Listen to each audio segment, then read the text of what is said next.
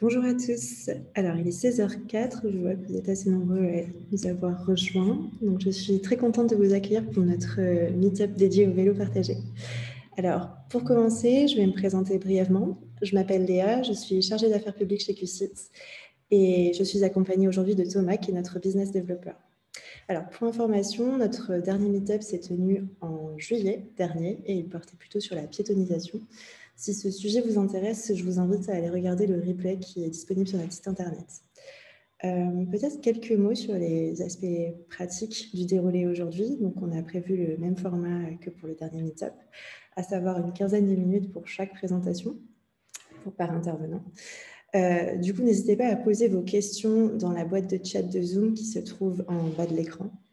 On animera en fait en fin de séance une partie questions-réponses avec nos intervenantes. Alors Thomas vient juste de poster un message sur ce chat. J'espère que vous le voyez tous. Ok. Alors, avant de commencer, j'aimerais vous dire quelques mots sur QCIT pour ceux qui ne nous connaissent pas. Donc, QCIT, ça signifie Ville Quantifiée en anglais et nous sommes une entreprise bordelaise créée en 2014.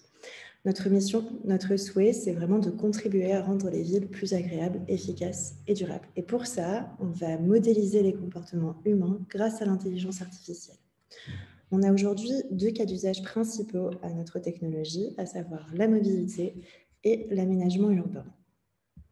Concernant l'aménagement urbain, il y a un peu plus de 3 ans, on s'est posé la question de comment mieux intégrer le citoyen dans la fabrique de la ville pour que celle-ci soit plus inclusive et plus réfléchie. On a ainsi créé QCIT Confort. QCIT Confort, c'est un logiciel qui permet de modéliser la relation entre une perception humaine, c'est-à-dire un avis sur la ville à un instant T, avec l'état de la ville. C'est une méthodologie qui est aujourd'hui brevetée. Et le principe est assez simple puisqu'on va aller sur le terrain, poser des questions aux usagers de ces espaces. Donc c'est une enquête in situ qui va nous permettre de collecter des données que l'on appelle humaines, à savoir par exemple le sentiment de stress, de confort, de beauté d'un lieu, de propreté ou de sécurité. Toutes ces données humaines vont être croisées avec des données urbaines qui vont décrire l'environnement, par exemple des routes, des ponts ou encore des espaces verts. Le croisement de toutes ces données va être restitué sous forme de cartographie. Ça va nous permettre de comprendre et de mieux percevoir les attentes des usagers, ce qui va faciliter leur prise en compte dans l'aménagement urbain futur. Voilà ce qu'on fait sur l'aménagement urbain. Concernant la mobilité, donc pour illustrer notre travail, je vais prendre notre produit QCIT Bike en exemple. Donc QCIT Bike, c'est un logiciel qui permet d'optimiser la gestion des opérations d'un système de vélo en libre service. En fait, l'un des principaux problèmes des vélos en libre service, c'est qu'il y a toujours des stations vides et des stations pleines, ce qui peut incommoder l'usager lorsqu'il veut prendre un vélo ou en déposer un à une station. En fait, pour assurer l'équilibre entre ces stations, il y a une intervention humaine de réassort qui est nécessaire. Et c'est là que QCIT Bike va intervenir. Donc, avec notre logiciel, les opérateurs vont obtenir une feuille de route digitalisée qui va les assister dans leurs tâches quotidiennes. Ils vont faire moins de routes avec les camions et ils vont augmenter la disponibilité du système. Pour réaliser cela, QCIT Bike va prédire le remplissage des stations de vélo et chaque jour, il va proposer aux opérateurs, via un tableau de bord, le nombre optimal de vélos à ajouter ou à enlever pour que les systèmes soient équilibrés. Et c'est par cette spécialisation sur le vélo en libre-service que chez QCIT, on s'intéresse à tout ce qui touche l'univers cyclable. Depuis plusieurs années, vous l'avez sûrement remarqué comme moi, la pratique vélo n'a cessé d'augmenter en France et en particulier en milieu urbain. D'ailleurs, selon l'association Vélo et Territoire, entre 2019 et 2021, il y a eu une augmentation de 31% du nombre de cyclistes en milieu urbain. Donc, c'est en raison des infrastructures cyclables qui se sont développées après le confinement, mais il faut également dire que les vélos partagés ont eu leur rôle à jouer dans cet essor cycliste. Donc, un système de vélo partagé, ça se définit comme la mise à disposition de vélos à un public, que ce soit de manière gratuite ou non. Ces systèmes sont très populaires puisqu'ils vont améliorer l'accès au cyclisme en permettant aux usagers d'utiliser un véhicule sans procéder à son achat. En France, c'est la ville de La Rochelle en 1976 qui a instauré son système de vélo en libre service pour la première fois, donc en 1976, comme je l'ai dit. Et il a fallu attendre les années 2000 pour que de nombreuses villes françaises suivent ce mouvement, à l'image de Paris avec le système Vélib en 2007, mais également Rennes avec le vélo Vélostar en 2009. Les années 2010 ont été marquées par autre chose, donc l'arrivée massive des vélos partagés en flotte libre, en free floating, qui ont marqué un tournant dans la façon de partager un vélo. Donc c'est cette nouveauté qui a permis de toucher de nouveaux usagers en leur permettant par exemple d'être plus libres dans leurs pratiques cyclables. En parallèle de cette ascension de la location courte durée, il y a eu de nombreuses autres solutions qui ont été envisagées par différents acteurs cyclables pour promouvoir le vélo. Donc, on a par exemple l'essor de la location longue durée, des flottes partagées à destination d'un public ciblé, l'introduction de vélos cargo ou encore la popularisation des vélos électriques. Et aujourd'hui, on voit bien que les vélos partagés sont en pleine évolution pour s'adapter à de nouveaux besoins. Et donc, avec la présentation de nos intervenantes, on va voir qu'il existe différentes solutions possibles pour implanter une flotte de vélos partagés en fonction des spécificités dans le territoire et pour promouvoir encore plus le cyclisme. Donc, j'ai le plaisir d'accueillir aujourd'hui nos 3 expertes qui représentent des structures bien différentes, mais qui travaillent toutes sur cette thématique. Donc, nous sommes en présence aujourd'hui de Marion Cholet, qui est chargée de projet des modes actifs chez Île-de-France Mobilité, Véronique Losso, qui est responsable d'implantation chez ProVélo en Belgique, et également Zineb Zouaoui, qui est responsable des affaires publiques pour Bird France. Je vais maintenant laisser la parole à Marion Cholet, qui va nous parler plus en détail du service Véligo Location chez Île-de-France Mobilité.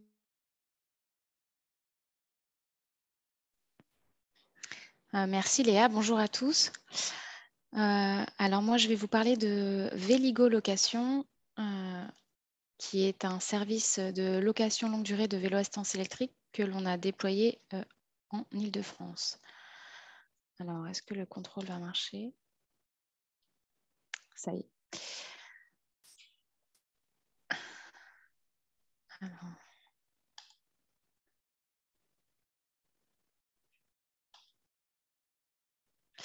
Donc pour vous resituer un petit peu le contexte francilien, entre 2010 et 2018, on a eu une progression de plus de 35% du nombre de déplacements en vélo.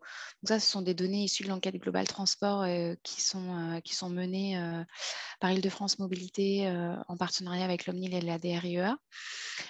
Ces données ont même encore évolué depuis 2018 à la sortie des confinements, comme le disait Léa. Il y a eu encore une progression du nombre de déplacements en vélo à l'échelle de toute la région Île-de-France et notamment sur Paris et la Petite Couronne. On a aussi une volonté politique assez forte à l'échelle de la région. Donc la région Île-de-France a voté son plan vélo en 2016 avec la volonté de multiplier par 3 la pratique du vélo en Île-de-France. Et Île-de-France Mobilité, dans le même temps, est devenue une autorité organisatrice de la mobilité avec la compétence location de bicyclettes.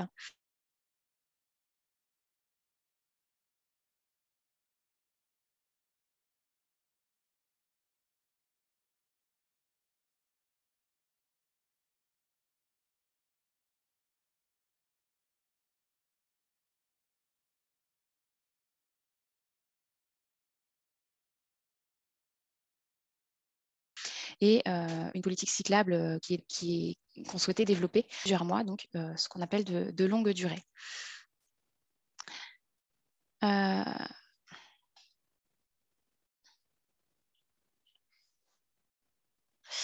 Donc c'est un service qu'on a déployé en plusieurs étapes qui a pris du temps. Donc il a émergé en interne dès 2016 pour aboutir en juillet 2017 à la publication de l'avis de concession pour lancer la procédure d'appel d'offres qui nous a permis de faire ce service. Donc la procédure a été assez longue, elle a duré 18 mois et le contrat a été notifié en décembre 2018. Ce contrat a une valeur de 110 millions d'euros, toutes options confondues, puisqu'on va le voir juste après, il y a 3 options dans ce contrat. Le service a été lancé en septembre 2019 avec 10 000 vélos à assistance électrique classiques. Donc ça, c'était la tranche ferme du contrat.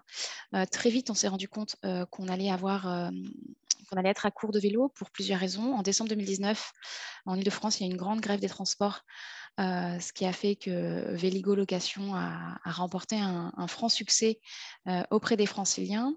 S'en est suivi évidemment le premier confinement avec forcément une baisse des souscriptions, mais dès l'annonce du déconfinement, une remontée en flèche du nombre de souscriptions et très vite l'atteinte de l'intégralité des vélos qui étaient loués et donc la mise en place de listes d'attente pour les personnes qui souhaitaient avoir un vélo, mais qui devaient attendre qu'on récupère des vélos pour pouvoir les remettre en location. Donc, on a déclenché l'option 1 très rapidement. Avec la crise globale mondiale, ces 5 000 vélos supplémentaires n'ont pu arriver qu'en septembre 2020. On en a 5 000 autres qui sont arrivés également en janvier 2021, ce qui fait qu'on a aujourd'hui une flotte totale de 20 000 vélos à assistance électrique classiques. Et afin de proposer également une offre orientée plus pour les familles, on a lancé également notre option 3 qui nous permettait d'avoir une flotte de 500 vélos cargo répartis selon 3 modèles, des triporteurs, des biporteurs et des rallongés. Donc les rallongés, on les appelle aussi les long tail. Il y aura des photos juste après. Donc ils sont arrivés de manière échelonnée entre février 2021 et septembre 2021. C'est un peu lent pour passer les diapos, je suis désolée. Donc pour le service des VAE classiques, on a un VAE avec un modèle unique qui a été conçu spécialement pour le service. L'abonnement coûte 40 € par mois, 20 € si on a un tarif réduit. Et on a un seul abonnement qui est un abonnement de 6 mois. On ne peut pas s'abonner pour moins de 6 mois et on peut renouveler une fois pour 3 mois. Donc on peut s'abonner maximum pour 9 mois. L'objectif du service étant vraiment de faire tester aux franciliens le vélo sur une durée suffisamment longue pour qu'ils deviennent adeptes et qu'ils pérennisent leur pratique derrière et qu'ils voient un certain nombre de trajets de saison avec leur vélo. Sur les VAE cargo, là, donc, on a 3 modèles de vélos, donc le triporteur en haut, le biporteur en bas et le vélo rallongé ou long tail au milieu qui permet donc de mettre 2 enfants à l'arrière. Donc, c'est un vélo qui est rallongé à l'arrière. Donc là, on a un tarif qui est de 80 € par mois. Et on a 2 abonnements au choix cette fois. Soit on s'abonne tout de suite pour un abonnement de 3 mois qui n'est donc pas renouvelable, soit on peut s'abonner pour un abonnement d'1 mois qui est renouvelable 3 fois pour atteindre ce maximum de 3 mois. Pourquoi on a fait un abonnement plus court pour les cargos? Tout simplement parce qu'on a une petite flotte, on n'en a que 500. Et donc pour favoriser le turnover et favoriser le maximum de franciliens qui peuvent tester ce type de vélo, on souhaite qu'il y ait un turnover plus important que sur nos VAE classiques. Comment s'abonner? Donc, tout est digitalisé pour s'abonner à ce service. On a un site internet veligolocation.fr qui permet de souscrire au service. Donc, on se crée un compte client, on souscrit à l'abonnement que l'on souhaite. Donc, on choisit son type de vélo, sa tarification, ses options éventuelles, puisqu'il y a des accessoires qui sont proposés, sacoche, casque, siège enfant, chargeurs supplémentaires. Il y a également des assurances qui sont possibles avec 2 niveaux d'assurance en fonction de ce que l'on souhaite. Et on choisit son mode de livraison, soit dans un point de location, c'est une livraison gratuite, soit à l'adresse de son choix, moyennant 60 €. Le réseau de distribution, c'est 1000 points d'information en Ile-de-France. Ça, c'était un enjeu fort pour nous puisque l'Ile-de-France, c'est 12 000 km². Donc, ça veut dire qu'il faut qu'on arrive à atteindre les franciliens partout. Donc, on a 1000 points d'information. Donc, les points d'information, ce sont des lieux où on peut aller se renseigner sur le service. On ne peut pas souscrire, mais on peut se renseigner sur le service. Et on a notamment tous les bureaux de poste d'Île-de-France qui sont points d'information, puisque la Poste fait partie de la société dédiée qui s'appelle Fluo, qui a gagné le contrat. Donc, Fluo est composé de la Poste, Vélogique, Transdev et Cyclé. Et on a aussi dans ce réseau de distribution 350 points de retrait qui sont répartis un peu partout sur le territoire. Et donc, on a des bureaux de poste, des centres courriers, des vélocistes, quelques mairies qui ont souhaité mettre à disposition des vélos dans leurs locaux. Et on a aussi des partenariats avec des grandes chaînes comme Decathlon, Franprix, Monoprix, qui sont aussi des points de retrait pour nos vélos.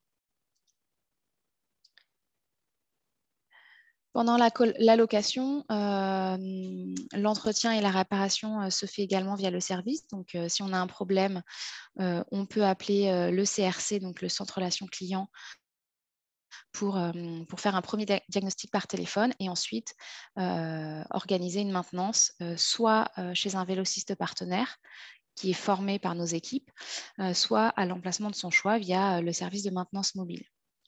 Et on a aussi une révision qui est offerte au bout de 3 mois, qui est obligatoire au bout de 1500 km parcourus, qui permet de faire un diagnostic des 36 points de sécurité du vélo, de vérifier la visserie, les accessoires, les freins, l'éclairage, pour être sûr qu'on est toujours en sécurité.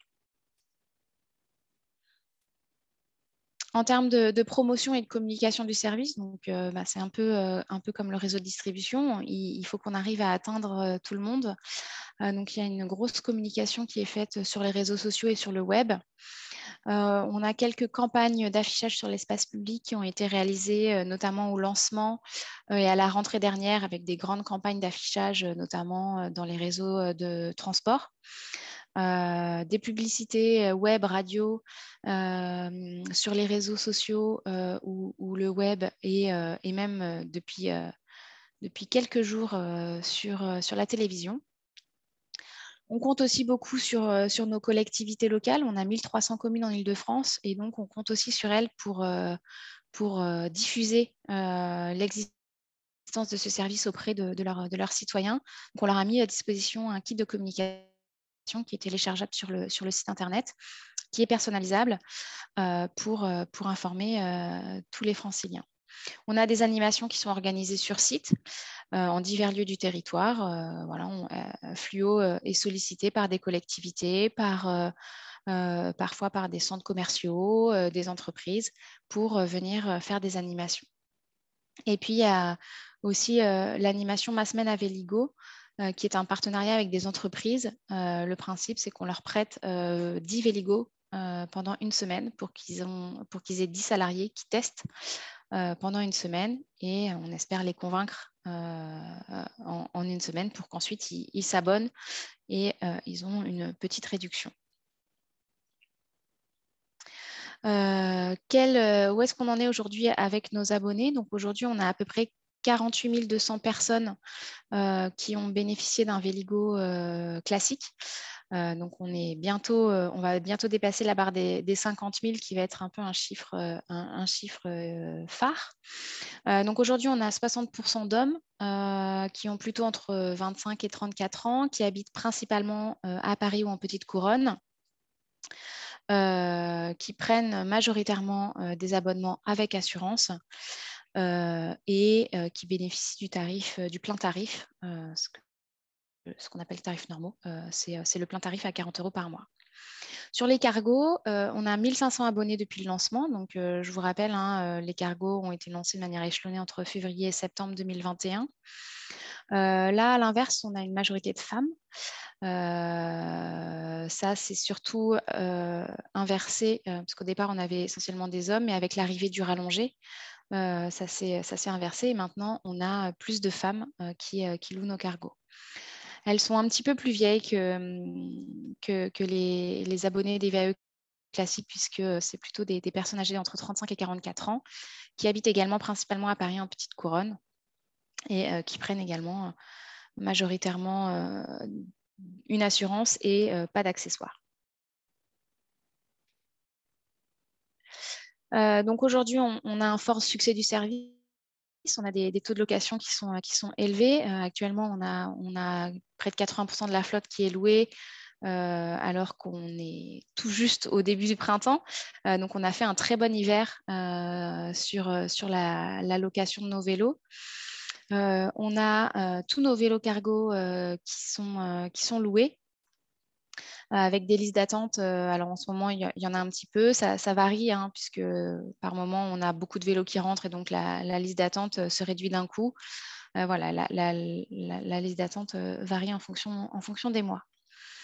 On a un service qui répond à nos objectifs puisque ça permet de passer à une pratique vraiment durable. On pose des questions à nos abonnés et on a seulement 6% de nos anciens abonnés qui déclarent un mois après la fin de leur abonnement de ne plus faire de vélo. Donc pour nous, ça, c'est un vrai succès. C'était vraiment notre objectif initial, hein, de mettre des gens sur des vélos pour qu'ensuite ils pérennisent leur pratique. Et donc, on en a un certain nombre qui vont notamment vers un acte d'achat. Ce qui fait donc très bien ma transition vers la suite. Et donc, après l'abonnement, on est un peu frustré puisqu'au bout de 9 mois, on doit rendre notre Super Véligo. Et donc, on propose une aide à l'achat pour 4 types de vélos. Donc, des VAE, des vélos cargo, des vélos pliants et des vélos adaptés. Donc, des vélos adaptés aux personnes qui ne peuvent pas faire du vélo à 2 roues classique, avec des plafonds qui varient selon les modèles de vélos qui sont affichés là. Et donc, les franciliens peuvent faire des demandes sur une plateforme dédiée et les dossiers sont instruits par un prestataire qu'on a externalisé cette instruction. Sur cette politique, on a également un gros succès puisqu'on a 160 000 dossiers qui ont été déposés depuis le lancement de l'aide début 2020. Donc, ça fait une moyenne de 7 000 dossiers par mois. Donc, c'est assez conséquent. On a un montant moyen d'aide qui est de 420 € pour un coût moyen d'achat d'un vélo de 1 766 €. On a un budget de 30 millions par an depuis 2020, donc ça fait 3 ans. Donc on est à 90 millions de budget voté sur cette politique. Et on a des profils qui sont assez proches des VAE classiques finalement qu'on a sur Véligo Location. Donc une majorité d'hommes de 25 à 45 ans, des personnes qui sont en activité, plutôt des VAE qui sont achetés, quelques vélos pliants, un peu de vélo cargo et très peu de vélos adaptés. Et parmi nos demandeurs, on a une surreprésentation dans les territoires où les revenus moyens sont les plus élevés. Donc ça, c'est un axe de progression pour nous d'essayer de mieux s'implanter aussi sur les territoires où les revenus moyens sont plus faibles. L'impact de l'aide, et je crois que c'est ma dernière diapo. Donc aujourd'hui, on a fait une enquête auprès de nos bénéficiaires 1 an après qu'ils aient reçu leur aide. Donc 93% des bénéficiaires ont indiqué que l'impact de l'aide avait été décisif dans leur décision. Donc ça nous incite à continuer. Ils parcourent aujourd'hui à peu près 180 km par mois avec leur vélo. Ils sont 52% à utiliser plus régulièrement le vélo grâce à cet achat. Et ils utilisent à peu près autant le vélo en semaine que le week-end. Donc, ce n'est pas que du vélo, un vélo acheté pour des déplacements loisirs, mais bien aussi pour des déplacements domicile-travail pour favoriser le vélo taf. Et en termes de report modal, on a clairement un report modal de la voiture vers le vélo.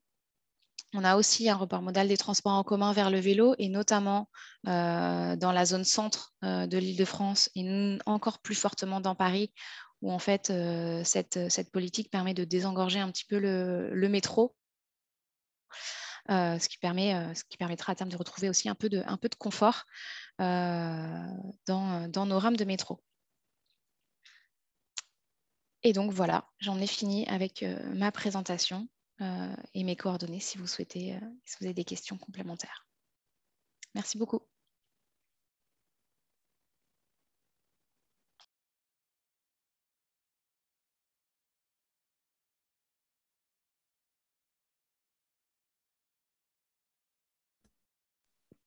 Léa, tu as ton micro qui est coupé, on ne t'entend pas.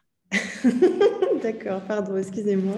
Du coup, merci beaucoup Marion pour cette intervention. Donc, je disais donc, on va maintenant écouter Véronique de l'autre côté de la frontière, en Belgique. Et maintenant, hop, C'est bon. Véronique, je pense que ton Oui, micro est j'active aussi mon ouvert. micro, ce sera mieux. Voilà, bonjour à tous et toutes. Donc, je suis Véronique Losso, responsable d'une implantation chez ProVélo et je vais vous présenter les différents services que ProVélo peut proposer à la fois aux entreprises, donc aux organisations, mais aussi aux collectivités locales. Alors, on fonctionne un peu différemment en Belgique puisque c'est un plus petit pays quand même qui correspond presque à la région Île-de-France. Hein. Donc, on est quand même sur une autre échelle de territoire, mais voilà, on a aussi des beaux projets. Donc, ProVélo existe maintenant depuis 30 ans, en fait, les 30 ans cette année. On a une association sans but lucratif composée de 100 employés, 100 collaborateurs répartis sur l'ensemble du territoire belge. Et vous voyez ici sur la petite carte les ronds bleus qui correspondent au volume de projets qui sont menés dans les différentes villes. Donc, on peut à la fois offrir des formations pour les enfants, donc dans les écoles primaires, donc l'âge je ne sais pas à quoi ça correspond en cinquième, sixième primaire, c'est 10-12 ans. Donc, pour les enfants en fin de cycle, avant de rentrer au collège, je pense, c'est chez vous. Et aussi pour les adultes, et vous verrez qu'on inclut les formations adultes aussi dans nos projets. Donc ça, c'est pour le volet formation. Et puis, on a tout un volet service, équipement pour favoriser la transition vers le vélo et donc aider chaque citoyen à se lancer à vélo. Et idéalement, abandonner la voiture. On est un peu dans les mêmes missions et dans les mêmes objectifs que ce que Marion a expliqué juste avant. D'ailleurs, on mène un projet similaire. Voilà, donc ici, on a différentes locations qui sont menées au départ des 5 implantations et également à Bruxelles, des locations courte durée. Donc ça, c'est vraiment dans l'optique, j'ai envie d'aller faire un petit tour le week-end ou juste une sortie tourisme, loisir. Donc c'est plus dans cet état d'esprit-là ou pour un groupe entreprise qui nous réserve des vélos pour un team building. Donc ça, c'est au départ des implantations avec des tarifs qui sont plus ou moins à 10 € de l'heure. Pour des vélos sans assistance électrique, on a également des vélos à assistance électrique.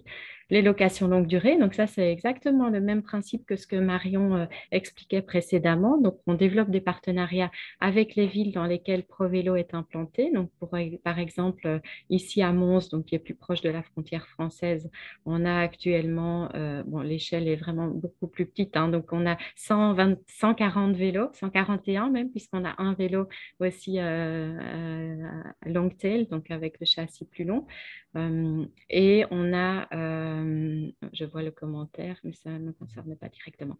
Donc, on peut effectivement mettre à disposition aussi, et c'est intéressant parce qu'on n'a pas du tout collaboré ensemble, mais Marion et ProVélo, en tout cas, ont réfléchi de la même manière. Donc ça, c'est qu'on a vraiment réfléchi en termes d'usage et réponse aux besoins des citoyens, et donc on a un projet qui s'accorde même au niveau des tarifs proposés, au niveau des contrats renouvelables ou pas renouvelables. Les seules différences que j'ai relevées par rapport au projet de Marion, c'est que nous, on propose également la formation Ma ville à vélo qui permet aux citoyens du coup d'acquérir les bons réflexes à vélo sur la voirie et donc de se sentir plus en sécurité et d'éviter éventuellement les accidents qui peuvent se produire parce qu'on n'a pas bien mis son bras ou parce qu'on n'est pas bien positionné dans un rond-point ou autre. Donc ça, c'est la différence. Et alors, l'autre différence également, c'est qu'on offre la possibilité aux personnes qui ont loué le vélo de racheter le vélo qu'ils ont essayé. Et donc ça, on voit que ça rencontre aussi beaucoup de succès parce qu'en général, les gens sont tristes de quitter leur vélo et ils ont envie de prolonger l'aventure avec ce vélo-là. Et donc, on offre la possibilité de racheter le vélo. Et en fait, ça permet aux collectivités d'investir dans une flotte de vélos au départ. Et puis, ProVélo garantit le renouvellement continu de la flotte. Donc, on achète les vélos évidemment au prix fournisseur, enfin voilà, puis on les revend au tarif commercial avec une déduction de la location. Et nous, on rachète avec ce montant-là, on rachète un vélo neuf. Et comme ça, on a un renouvellement automatique de la flotte et l'investissement de départ est toujours là puisque le nombre de vélos ne diminue jamais, sauf quand il y a un vélo volé. Mais ça arrive assez rarement. Donc ça, c'est une option qui est possible. Et alors, même observation, on est plutôt sur un public avec des moyens assez aisés. Et donc, on va développer des projets ici prochainement pour les publics plus précarisés, notamment avec des programmes de cohésion sociale ici en Belgique. Et voilà, parce qu'on trouve aussi qu'il y a un intérêt à former les personnes plus éloignées du travail pour circuler à vélo. Voilà les similitudes avec Marion et les différences. Et alors, je vois. Ah oui, ça y est. Et alors, évidemment, aujourd'hui, je vais plus vous parler des vélos partagés. Et donc là, vous connaissez le principe, hein, un vélo à disposition où je veux, quand je veux, et de pouvoir le louer pour un temps, le temps qu'on souhaite et payer à l'heure ou à la demi-heure. Donc, la petite histoire de ShareABike. Donc, ShareABike, c'est la technologie de partage de vélos que ProVélo a obtenu tout récemment, puisque c'est un projet qui date de mars 2021. Donc, on est encore un petit peu dans la phase pilote, même si on peut dire que maintenant on a déjà bien avancé. Alors, quelle histoire se cache derrière ShareABike? Ce sont deux chercheurs universitaires qui, il y a déjà quelques années maintenant, plus de 6 ans, ont trouvé que c'était important de développer le vélo partagé en Belgique au moment où c'était encore assez timide, en tout cas. Je pense que ça date de plus de 6 ans, mais au moment où c'était encore un peu timide, où on voyait pas encore autant de trottinettes et de vélos partagés dans les villes.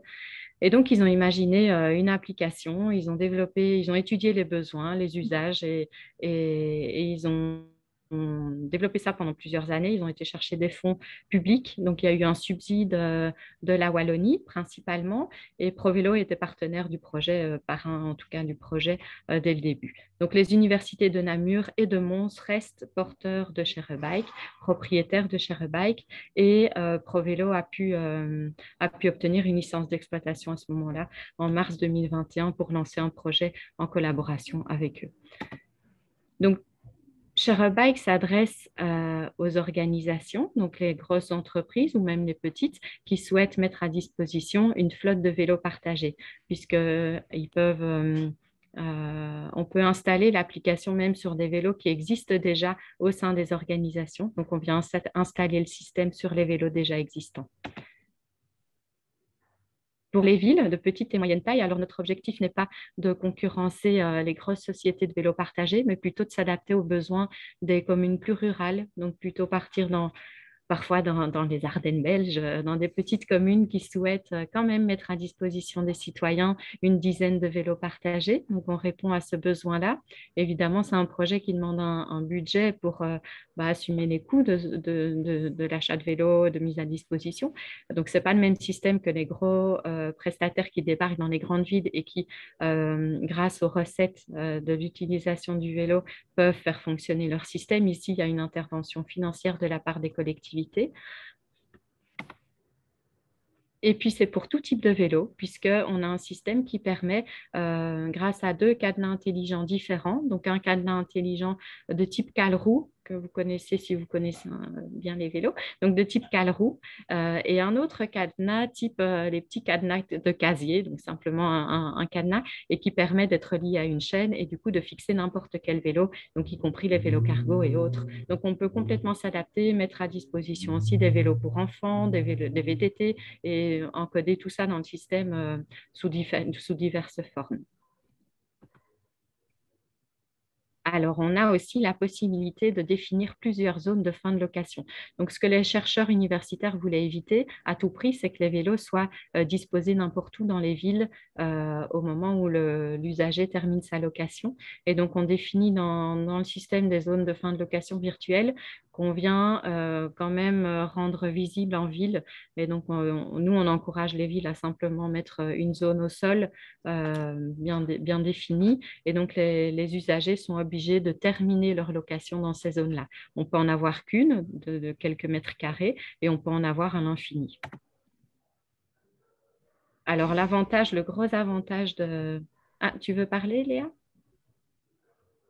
Non? Ok, pardon, j'avais entendu un petit bruit.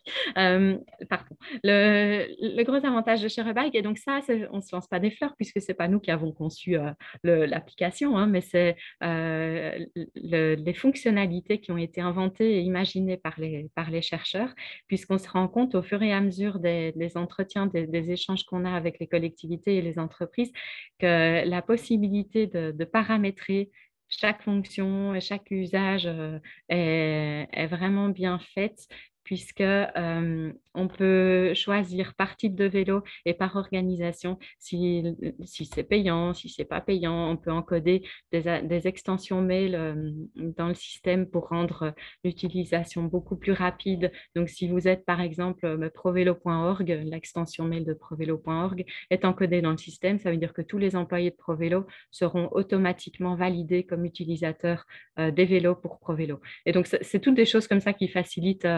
l'usage du vélo pour les entreprises. On peut définir le temps de réservation, la durée de location, qu'est-ce qu'il y a d'autre, le type de cadenas qu'on utilise. Enfin bref, ça rend le système en fait très flexible et ça peut répondre aux besoins et aux demandes de toutes les organisations, quelles qu'elles soient. Alors, on peut regarder la petite vidéo.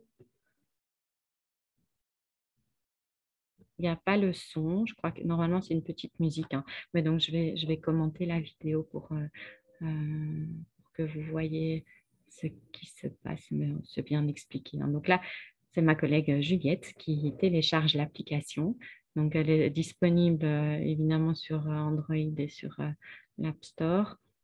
Donc, la première étape, c'est s'inscrire. Et donc, c'est là que je vous disais, en fait, il faut valider son compte et l'inscription peut être facilitée grâce à des adresses mail qui sont préencodées. Puis ensuite, elle se connecte et elle va voir les vélos sur la carte. Donc, il y a des vélos qui seront réservés pour les organisations et donc qui ne seront pas visibles pour tout le monde et des vélos qui seront rendus publics et donc qui, eux, pourront être visibles par tout le monde. Donc, il y a des flottes privées et des flottes publiques. Puis elle va louer son vélo. On utilise le cadenas Linka qui permet de s'ouvrir et de se fermer, évidemment grâce à l'application, et auquel s'ajoute une chaîne très résistante qui permet de fixer le vélo à un point fixe.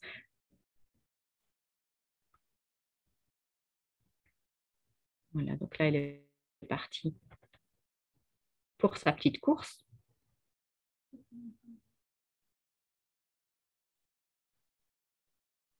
Donc ici, dans ce cas-ci, c'est un vélo assistance électrique. Et donc, on préconise plutôt, surtout pour les petites communes qui sont plus éloignées, de prévoir un abri vélo avec un système de recharge. Et donc, on a aussi des abris vélo connectés qui permettent d'ouvrir l'abri, évidemment, pour accéder au vélo partagé. Donc ici, elle a verrouillé son cadenas sans mettre fin à sa location pour garantir que le vélo soit toujours disponible après sa course. Si quelqu'un déplace son vélo pendant qu'elle fait sa course, le cadenas sonne très très fort. D'ailleurs, il sonne régulièrement dans l'atelier ici. Quand les cadenas sont fermés, ça embête un peu les mécaniciens. Et donc, ça permet d'entendre quand quelqu'un touche au vélo et qu'on n'a pas mis fin à la location. Et donc là, elle rattache le vélo et puis elle va mettre fin à la location simplement.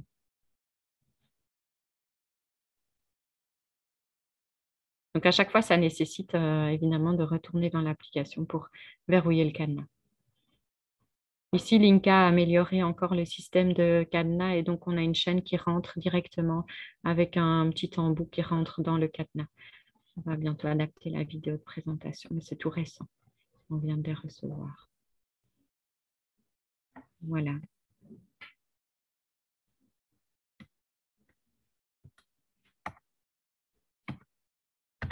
J'ai été trop loin. Alors, donc, comme je vous disais, ça a été commercialisé en mars 2021. Donc, les premiers vélos sont maintenant disponibles. On s'adresse à différentes structures. Donc, pour l'instant, on a des vélos dans une zone d'activité commerciale. Donc, ce sont des collaborateurs de différentes entreprises. C'est l'aéroport de Gosselies, donc là où se trouve l'aéroport de Charleroi, de Bruxelles Sud. Et donc là, il y a une cinquantaine d'entreprises qui sont amenées à utiliser les vélos. Donc, c'est peu de vélos par rapport au nombre de collaborateurs et d'usagers potentiels, mais tout doucement, ils veulent augmenter ce nombre de vélos. C'était une phase pilote dans un premier temps. Bon, avec le confinement, je vous cache pas et le télétravail obligatoire, je ne vous cache pas que les vélos n'ont pas encore beaucoup circulé, mais on compte relancer le projet ici au printemps. Ensuite, on a 5 vélos en entreprise. Donc là, c'est plutôt pour une flotte privée, donc avec un usage réservé uniquement aux collaborateurs de Total Energy, qui est situé à Liège.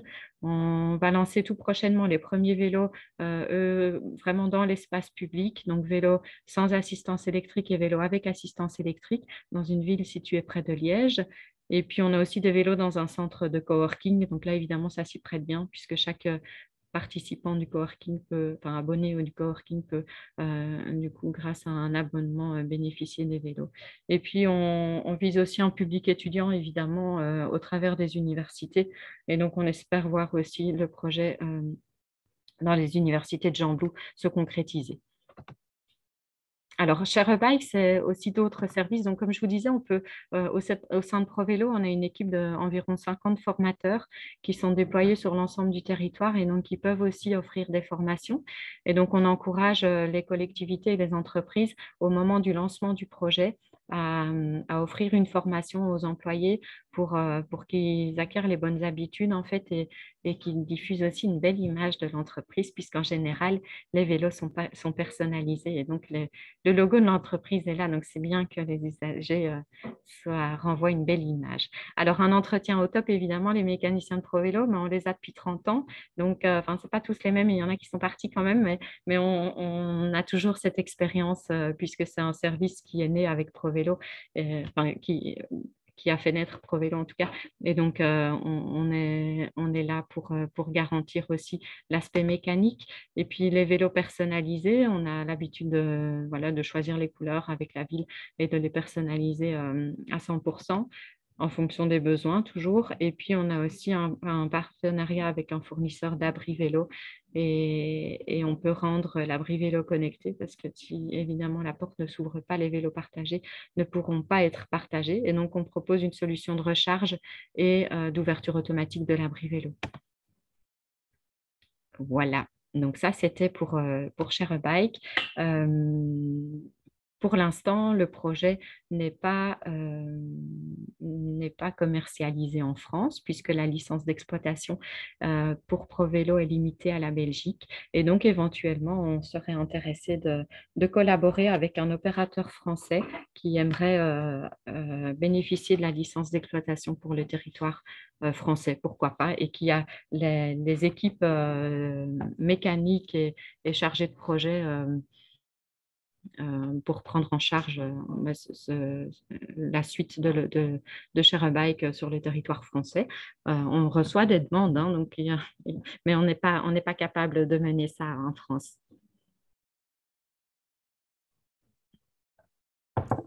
J'espère j'espère voir très prochainement Share a Bike en France pour le coup. Merci Véronique pour cette présentation. Je vais maintenant passer la parole à Zineb. Hop, je suis allée un peu loin, excusez-moi. Zineb, est-ce que tu peux accéder à mes slides? C'est bon? Parfait. Parfait. Bonjour à tous. Bonjour à tous. Donc, parfaite transition après l'intervention de Véronique. Moi, je vais vous présenter Bird France, qui est un opérateur de micromobilité, à la fois de trottinettes électriques et plus récemment, depuis le début de l'année, de vélos électriques un peu partout dans le monde. De manière générale, je vais vous faire une petite introduction sur la micromobilité, l'histoire de la micromobilité, avant de vous présenter plus en détail l'offre de vélos électriques et aussi l'approche qu'un opérateur de micromobilité comme Bird peut avoir à la fois en matière de politique publique et aussi de relations avec les usagers et de réponse aux attentes et des besoins de mobilité. Enfin, voilà, tout ce qu'on peut mettre en place pour participer et contribuer aux diminutions du recours à la voiture individuelle. Pardon. Hop. Parfait. Donc, de manière générale, la micromobilité, on voit qu'elle a bien évolué depuis 2017 avec l'avènement des trottinettes électriques sur le territoire, donc, tout d'abord aux États-Unis, puis bien après en France et de manière plus générale en Europe. Donc, il y a eu énormément de progrès. Tous les opérateurs, je pense, aujourd'hui ont conscience qu'il y a eu pas mal de problèmes avec le lancement des trottinettes électriques en libre service. Je pense qu'on a tous en tête les images d'aires de stationnement saturées sur le territoire parisien. Mais nous, en tout cas, en tant qu'opérateur, on est une jeune entreprise et je pense que c'est la même chose pour toute l'industrie. On a souhaité, à la suite de ça, travailler vraiment de concert avec les collectivités. Et donc, non seulement grâce au progrès technologique qui est permis par un opérateur comme Bird, qui a un centre de recherche et développement, mais également en travaillant main dans la main avec les collectivités, on a pu construire un cadre réglementaire qui est en fait favorable à l'utilisation de ces modes, puisque maintenant, on est capable de mettre en place un service qui respecte le stationnement, qui respecte l'environnement et qui répond également aux attentes des usagers et des collectivités. Donc Bird, qu'est-ce que c'est? Bird, c'est une entreprise à la base qui a été fondée en Californie, à San Diego. Donc on est le pionnier de la trottinette électrique. C'est notre founder qui s'appelle Travis van der Zanden qui a eu cette idée et qui a lancé dans les rues de Santa Monica en 2017 les trottinettes électriques. Donc c'était une véritable innovation qui a un peu pris de court les autorités publiques et par la suite, comme je l'expliquais au début, il y a une véritable collaboration entre les différents acteurs, que ce soit les opérateurs privés, différentes organisations et également les autorités locales et nationales. Donc aujourd'hui, Bird est présent dans plus de 350 villes dans le monde. On a comme principe en fait aujourd'hui de ne pas seulement déployer nos engins dans les grandes métropoles. Pour nous, en tout cas, c'est une idée et une croyance fondamentale. La trottinette ou le vélo électrique en libre service n'est pas seulement l'apanage des grandes villes. Donc ça a été le cas au début, lorsque le service a été déployé initialement dans les années 2017-2018. Mais au fur et à mesure, on s'est rendu compte juste après le premier confinement, donc en mars 2020, que notre offre de micromobilité pouvait également répondre aux attentes et aux besoins de mobilité de collectivités plus petites. Donc en fait, Bird s'est complètement réinventé. On a également en fait ciblé des villes de taille moyenne. Donc, pour vous donner un exemple, en France, on est par exemple présent dans des villes comme Vichy, Millau, Montluçon, Hérouville-Saint-Clair, qui sont des villes entre 30 et 50 000 habitants. Et on constate que l'utilisation des trottinettes électriques et que l'usage des trottinettes électriques est fortement plébiscité. Donc, cela signifie qu'en fait, il y a un réel besoin. Donc, aujourd'hui, en France, Bird est présent dans 25 villes et on compte en fait étendre notre service au plus de villes et collectivités possibles. Mais au-delà de ça, Bird a également opéré une transition. Donc nous, initialement, on était un opérateur de trottinettes électriques, mais au fur et à mesure, on s'est rendu compte que le vélo électrique était également un atout indispensable pour un opérateur de mobilité comme Bird. Et on a souhaité donc en fait offrir une solution de transport holistique, donc avoir différents modes à disposition des collectivités, que ce soit des trottinettes ou des vélos. Et ça, ce n'est pas seulement le cas de Bird, on le voit également dans toute l'industrie, qu'il y a une transition qui s'opère. Et pour nous, je pense que j'identifie deux raisons à cette transition. La première, c'est que le vélo électrique, je pense, bénéficie d'une meilleure presse que la trottinette électrique. Et le second, c'est que le vélo électrique répond également à des besoins qui sont légèrement différents de ceux de la trottinette électrique. Mais je pense que l'expertise d'un opérateur de trottinette électrique en matière de mobilité peut tout à fait être utilisée et mise en avant avec le déploiement de vélos électriques.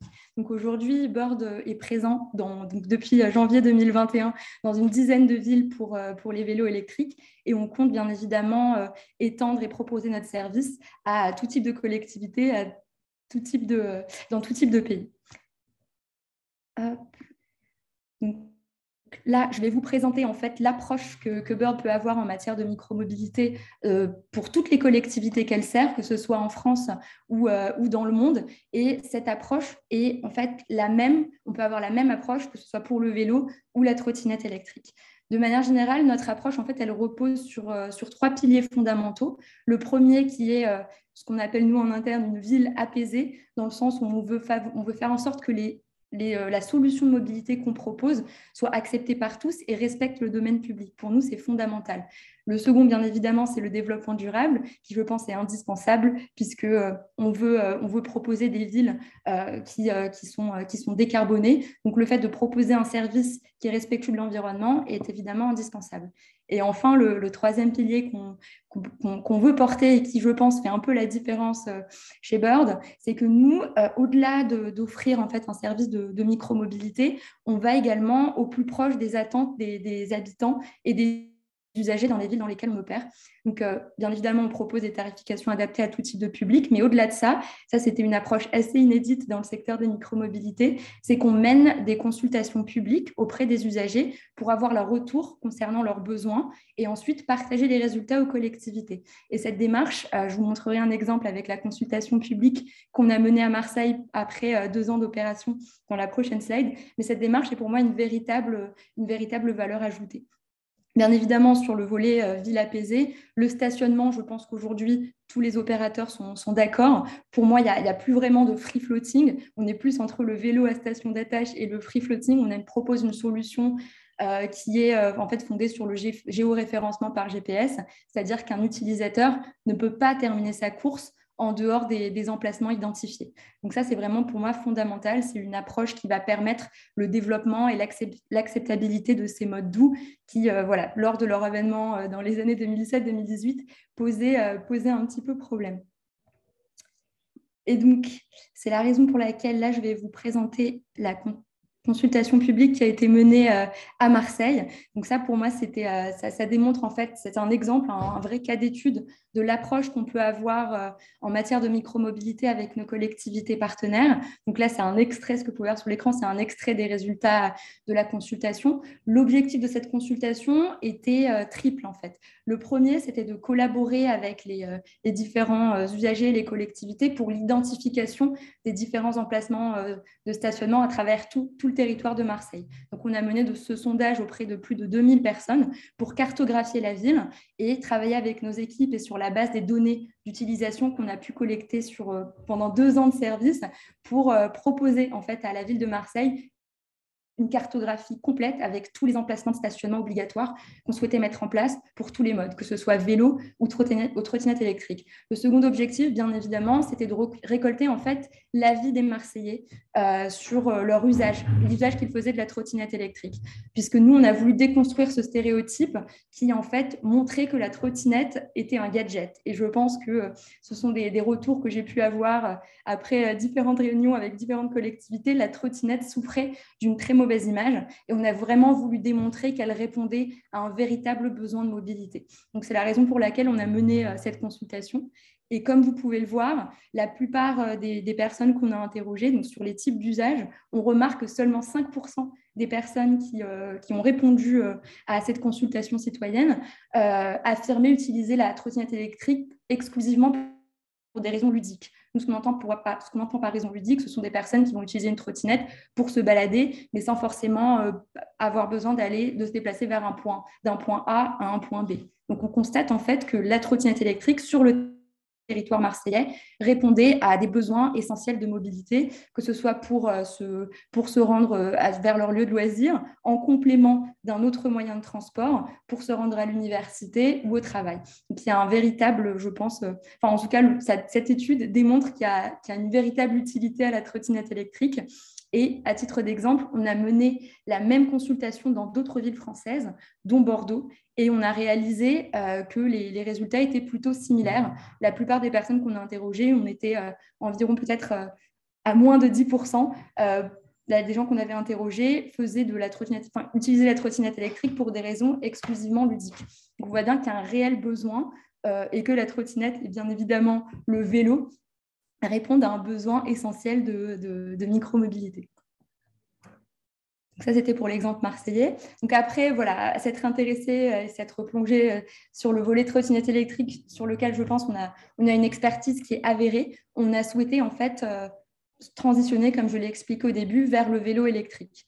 Et encore une fois, on est toujours porté sur la question du pourquoi que choisir entre les deux modes, trottinette ou vélo. Pour moi et pour Bird, il n'y a pas vraiment de choix à avoir. Le vélo et la trottinette électrique répondent en fait à des besoins de mobilité légèrement différents, mais également complémentaires. Pour commencer, en matière de juste un petit peu de contexte, comme je l'ai expliqué tout à l'heure, le vélo a meilleure presse que la trottinette électrique, et ça, je pense que c'est indéniable. Mais on constate également auprès de certains utilisateurs qu'on a pu interroger et solliciter, le vélo présente en fait une perception de sécurité beaucoup plus importante. Et nous, aujourd'hui, on essaye bien évidemment de déconstruire ce mythe. Mais voilà, c'est un travail de longue haleine et je pense qu'on y est pas mal parvenu depuis le lancement de la trottinette électrique.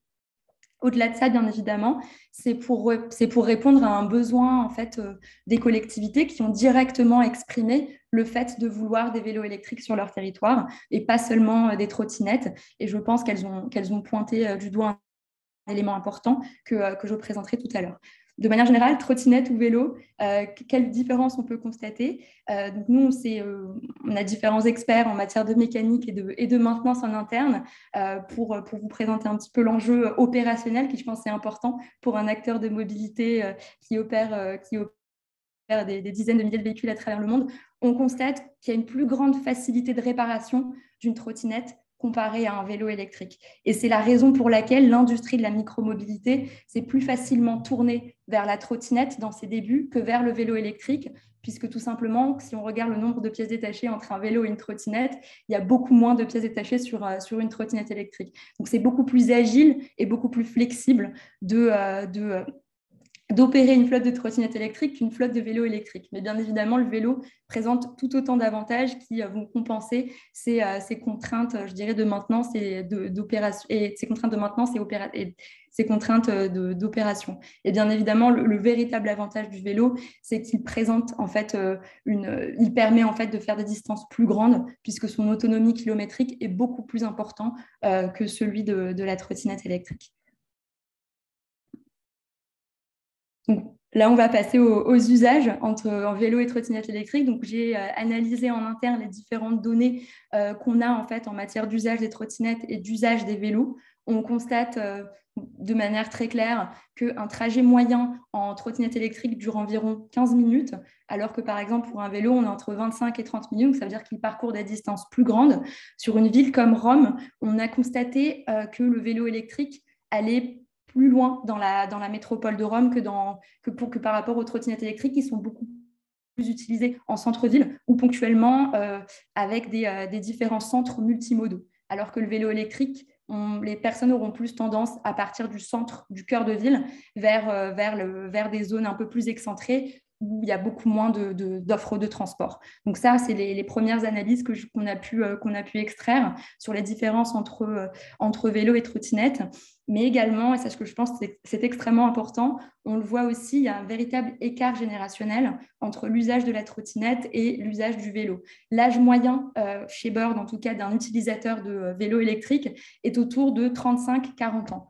Alors que pour la trottinette électrique, on se trouve entre 25 et 29 ans. Donc, il y a un vrai écart générationnel qu'on constate, mais puisque c'est normal, la trottinette électrique s'est démocratisée très récemment et elle a également énormément surfé sur cette image de tendance de jeunes, mais qu'on est en train de travailler. On a constaté au fil des ans que la moyenne d'âge pour l'usage de la trottinette électrique augmentait, ce qui signifie tout de même que la trottinette est en train d'être acceptée par différents types de personnes. Aussi, un fait très intéressant qui, je pense, est important de soulever, c'est les différences de genre. En fait, on constate qu'on a beaucoup plus d'utilisatrices de vélo électrique, que la part d'utilisatrices en matière de vélo électrique est beaucoup plus importante pour les vélos que pour les trottinettes. On constate que notre part d'utilisatrices est de 40% pour les vélos, alors qu'il est de 30% pour les trottinettes électriques. Lors de la consultation qu'on a menée auprès de nos usagers à Bordeaux et auprès des Bordelais, on a posé la question aux femmes pour comprendre cet écart. Et il y a une perception chez les femmes d'une plus grande sécurité à vélo que sur la trottinette. Il y avait également d'autres éléments qui expliquaient en fait pourquoi on a, de manière générale, que ce soit pour le vélo ou la trottinette électrique, la part d'utilisateurs est plus importante. Les éléments qui ont été soulevés, de manière générale, c'est la perception de sécurité, le manque d'infrastructures cyclables.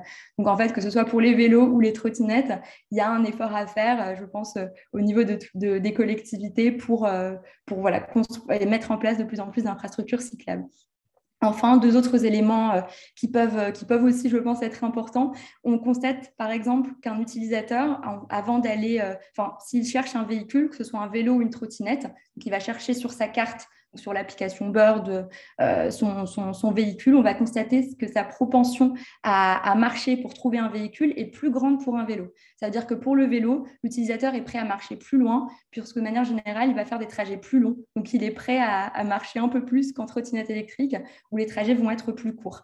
Et enfin, le vélo, je pense, présente un avantage, et là, on l'a constaté dans nos analyses internes, on a énormément de déplacements en vélo électrique vers les gares, et beaucoup plus qu'en trottinette électrique. Et donc, je pense que c'est plutôt facile à expliquer, c'est que le vélo présente un panier, donc on peut facilement transporter un sac à dos si on part en déplacement dans une autre ville ou dans un autre territoire. Donc voilà pour la différence entre vélo et trottinette électrique et pourquoi on a souhaité en fait mettre en place ces deux modes, puisque pour Bird et je pense pour toute l'industrie, ces deux modes sont complémentaires et répondent à des besoins et des attentes légèrement différents. Pour aller un peu plus loin, et je pense que là, je vais vous présenter une initiative qui est inédite dans le secteur de la micromobilité.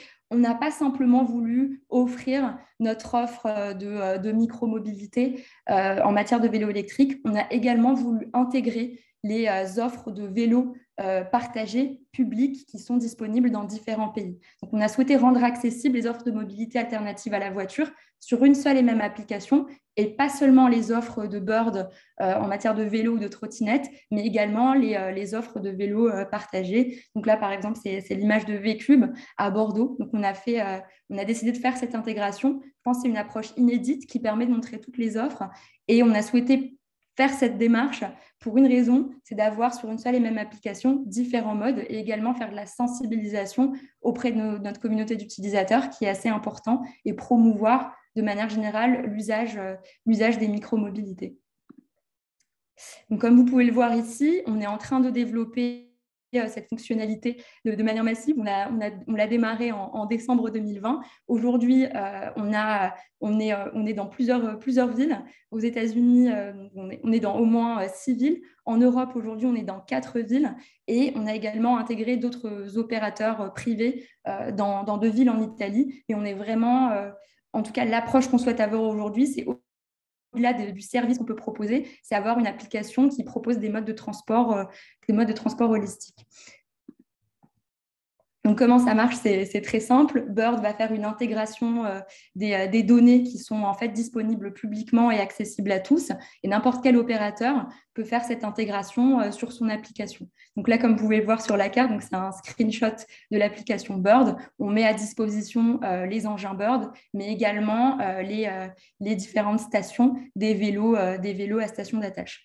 À titre d'exemple, là aujourd'hui, on a lancé ce service depuis décembre 2021. Il y a une copie sur la présentation.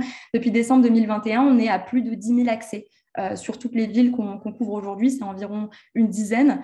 Et on compte en fait aujourd'hui encore étendre ce service-là à d'autres villes pour renforcer la multimodalité et également augmenter la visibilité des différents services. Et voilà, et peut-être pour conclure, comme je l'ai expliqué précédemment, je pense qu'aujourd'hui, il est fondamental de proposer différents types de modes de transport, que ce soit la trottinette électrique ou le vélo, mais également, si l'opérateur a les moyens techniques et technologiques de le faire, intégrer différents modes au sein de son application. Et au-delà de ça, une approche, je pense, collaborative et consultative, que ce soit auprès des autorités locales ou des différents usagers, est indispensable pour comprendre les attentes et proposer un service qui corresponde au mieux aux attentes des usagers. Merci beaucoup. Merci beaucoup Zineb pour cette présentation. Alors, on va passer aux questions, à la partie questions-réponses, avec une première question pour Marion. Alors, pouvez-vous expliquer les derniers chiffres de la dernière slide de la présentation? Je vais revenir dessus peut-être rapidement. Tac. Celle-ci, j'imagine. Oui, alors en fait,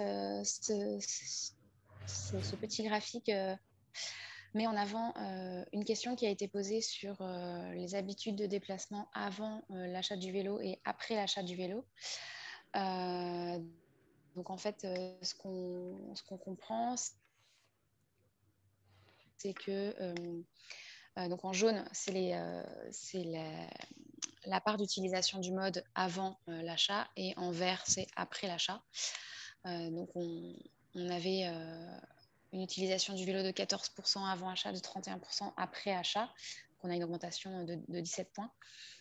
Sur les modes transport en commun ferré, on avait une utilisation de 32%, puis une utilisation de 7%. Donc ça, c'est des chiffres à l'échelle de la région, au niveau global. Quand on zoome un petit peu et qu'on regarde un peu plus au niveau territorial, c'est ce que je disais tout à l'heure, c'est beaucoup plus, c'est surtout centré sur Paris. Sur l'utilisation de la voiture, pareil. Avant, on avait une utilisation de 30%, aujourd'hui 12% des déplacements au quotidien. Et après, c'est le mode bus, 13% et 2%. Ok, parfait. Merci beaucoup pour ces explications. Du coup, je vais revenir à ma slide.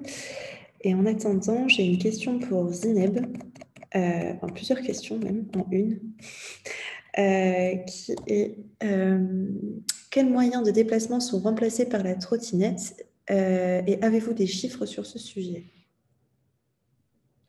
Alors, sur les chiffres concernant le remplacement des modes sur la trottinette, on a quelques chiffres sur la consultation qu'on a menée à Bordeaux que je peux vous partager à la suite de la visio.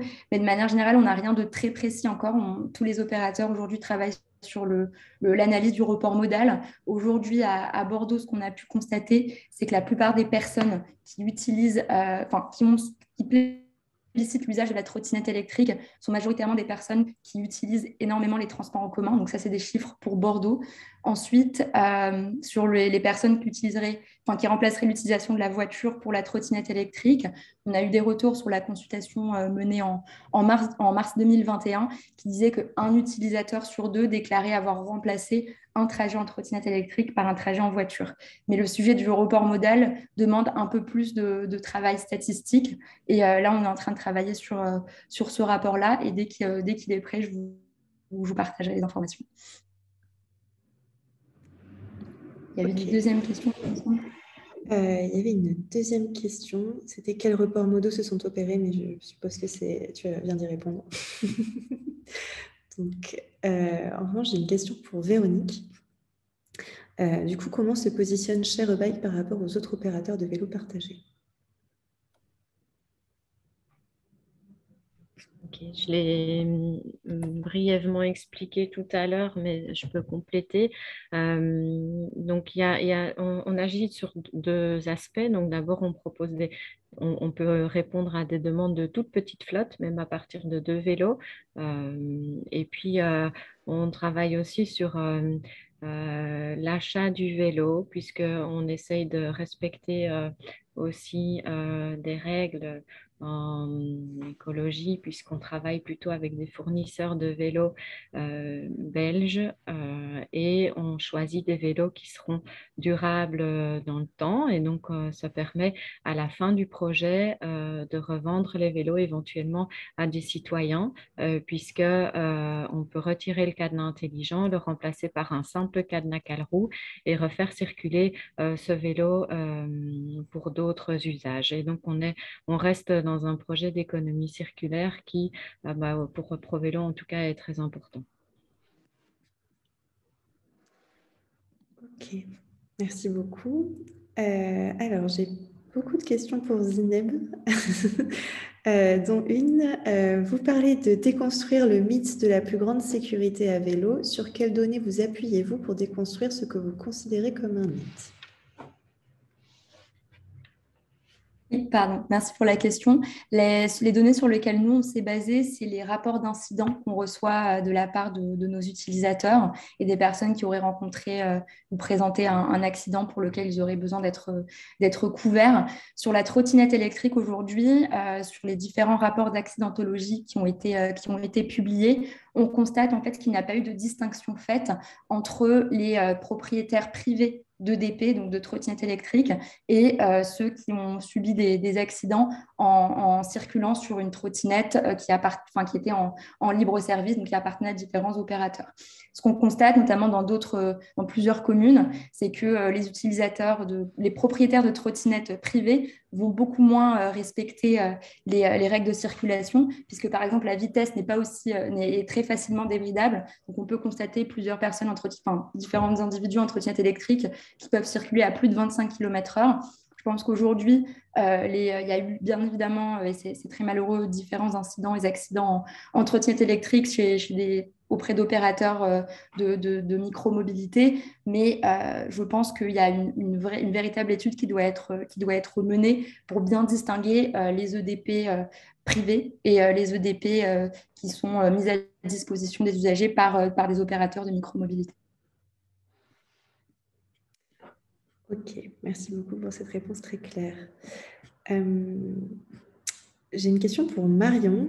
La flotte de Véligo Location a été élargie plusieurs fois. Envisagez-vous de l'élargir à nouveau? Bonne question.